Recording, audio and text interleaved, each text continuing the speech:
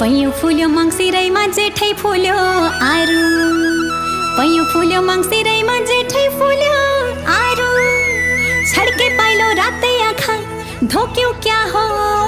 दारु। ए तिननाको सिन्दुर पोते दुईको धागो चुराओ तिननाको सिन्दुर पोते दुईको धागो चुरा स्वयंवर गर्ने औँठी ल्याछु एक तोलाको ओइ पुरा